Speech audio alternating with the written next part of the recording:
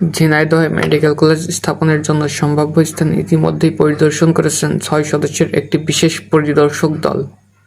কিন্তু আইনমন্ত্রী আসাদুজ্জামান খান ঝিনাইদহ ১ আসন তথা শৈলকুপার সংসদ সদস্য হওয়ায় রাজনৈতিক প্রভাব খাটিয়ে ঝিনাইদহ সদরের আশেপাশের গুরুত্বপূর্ণ স্থান ছেড়ে তার নিজ নির্বাচনী এলাকার মধ্যে একটা প্রত্যন্ত ইউনিয়নে মেডিকেল কলেজ স্থাপন করবেন বলে গুঞ্জন শোনা যাচ্ছে।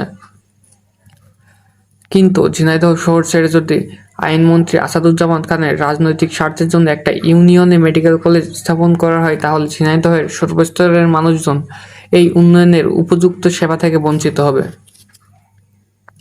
বাংলাদেশে এই পর্যন্ত যতগুলো মেডিকেল কলেজ স্থাপিত হয়েছে সবগুলো জেলা সদরের মধ্যে।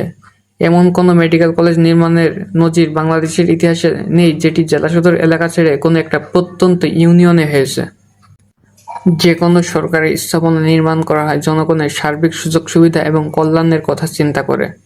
যদি ঝিনাইদহ মেডিকেল কলেজ জেলা সদরের মধ্যে তৈরি করা হয়, তবে জেলার প্রত্যেকটা অঞ্চল থেকে সকল জনগণ সমান সুযোগ সুবিধা ভোগ করতে পারবে এবং আশেপাশে যে সকল জেলায় মেডিকেল কলেজ নেই সেখানকার জনগণও ঝিনাইদহের মেডিকেল কলেজের সুযোগ সুবিধা ভোগ করতে পারবে।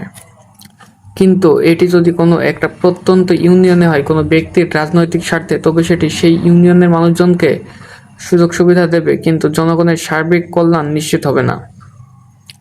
তাই ঝিনাইদহের জনগণের একটাই দাবি, ঝিনাইদহ মেডিকেল কলেজ সদরের মধ্যেই হতে হবে। কারণ সরকারি কোনো স্থাপনা আবেগ ও ক্ষমতার দাপটে হয় না, বরং জনগণের সার্বিক কল্যাণ ও সুযোগ সুবিধার কথা চিন্তা করে হয়।